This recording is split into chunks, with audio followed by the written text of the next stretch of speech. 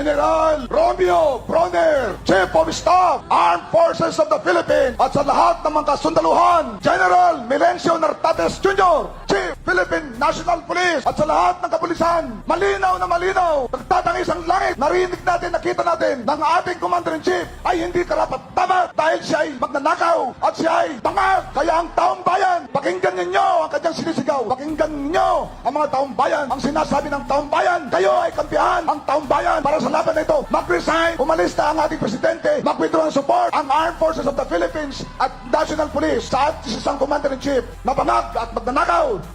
Patay. Bronner nagsalita na. Nilaglag ang hinuling DDS General at idilantad ang mga pinaggagawa nito at pinagsasabi nito kay Bronner para pabagsakin ang gobyerno ni Pangulong Marcos. At ano ito, kahit nakapiyansa na, makukulong pa rin. Pati si VP Sara, hindi siya tinulungan. DDS General, tila na-realize na mali ang ginawa at tatalikod na ba sa mga DDS allies at kay VP Sara? Tumiklo. Halika, atin itong pag-usapan mga kaibigan. Bronner versus Pokis, ang pagbagsak ng DDS General at ang pananahimik ni VP Sara. Akala ni Retired General Romeo Pokis ay makakakuha siya ng suporta mula sa AFP nang manawagan siya ng pagbaklas ng katapatan kay Pangulong Marcos Jr. Yung taong bayan nagsasabi, hindi na karapat-dapat maging Pangulo ang ating Pangulong Bongbong Marcos. Pero ang mismong AFP chief na si General Romeo Bronner Jr. ang nagsabing ang militar ay mananatiling profesional at tapat sa konstitusyon. Ngayong arestado na si Poki sa kasong inciting to sedition, marami ang nagtatanong, bakit tila nananahimik ang dating kalyado gaya ni VP Sara Duterte? Sa pagtatapos nito, malalaman niyo kung bakit kahit nakapagpiyansa na si Pokis ay hindi pa tapos ang kanyang laban sa batas. Therefore, kailangan niyo itong panoorin hanggang dulo.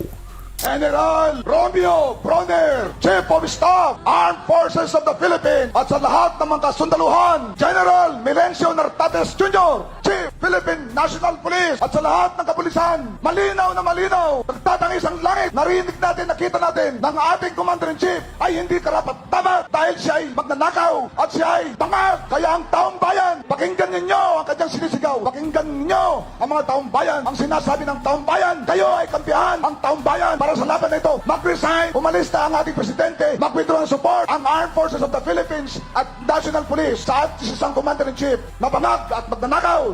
Kinasuhan po ako na sabi ni General Garcia dahil sa paglalahad ko ng mga katotohanan. Wala po sa akin yun. Handa ho akong makasuhan, handa ho akong makulong, handa rin akong patayin. Inialay ko ang buhay ko sa ating bayan.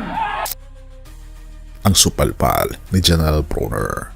Bago pa ang pag-aresto sa airport, personal na hinarap ni General Bronner ang grupo ni Poki sa Camp Aguinaldo. Pero imbes na makuha ang panig ng AFP chief, nakatikim sila ng paalala tungkol sa disiplina ng sundalo. Sinabi ni Bronner na ang AFP ay solid, disiplinado at professional at hindi sila magpapagamit sa anumang destabilization plot o tawag para sa isang military junta. Ang pag-uulat ni Bronner sa Pangulo tungkol sa rumors na dala ni Pokis ay malinaw na paglaglag sa mga plano ng retiradong general.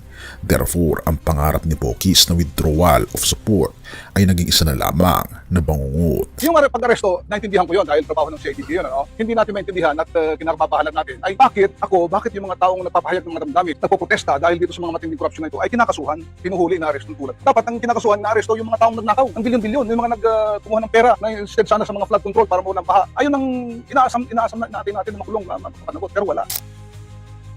Ang pananahimik ni VP Sara. Sa kabila ng pagiging malapit ni Poki sa mga Duterte noon, naging bahagi pa siya ng BCDA at PNOC sa ilalim ni PRRD. Tila walang tulong na dumating mula kay VP Sara sa oras ng kanyang pag-aresto. Pero ito ay hindi nakataka-taka dahil ang Vice Presidente mismo ay naharap din sa sariling mga isyu sa Kongreso. habang ang abogado ni Pokis na si Atty. Ferdinand Topacio ay sumisigaw ng intimidation. Ang mga opisyal na dating tinulungan ni Pokis sa kampanya ay hindi man lang naglabas ng pahayag ng suporta. Therefore, lumalabas na sa larangan ng sedisyon, kanya-kanya na silang salpa ng sarili. Ano masasabi niyo, sir? 1 minute. Ito ay panggigipit ito. Pang-ahas, pananakot sa ating mga taong namamayan. Flashback. Kinasuhan po ako na sabi ni General Garcia dahil sa paglalahad po ng mga katotohanan. Wala po sa akin yun. Handa ho akong makasuhan. Handa ho akong makulong. Handa rin akong patayin. Iniyalay ko ang buhay ko sa ating bayan. Kahit nakapiyansa, bakit? Delikado pa rin. Bagamat nakapag-post ng bail ng 48,000 pesos si Pokis, hindi ito nangangahulugang absuelto na siya sa kaso. Pero ito ay simula pa lamang ng mahabang legal battle sa Quezon City RTC Branch 77. Ang kasong inciting to sedition ay may mabigat na implikasyon, lalo na't binalaan na ng AFP ang mga retiradong opisyal na maaari silang mawala ng pensyon kung mapapatunaing sangkot sa mga aktibidad laban sa gobyerno.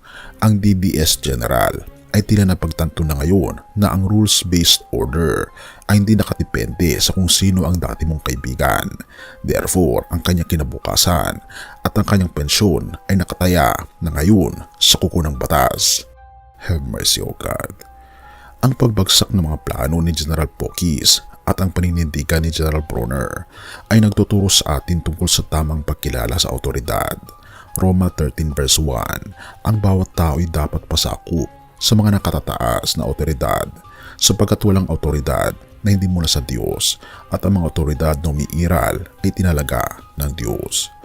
Ang pagre-rebelde o ang pag-uudyok sa iba na lumabag sa batas ay madalas na nagmumula sa galit o pansariling agenda, pero ang Biblia ay nagpapaalala na may kaayusan ang ating Panginoong Diyos.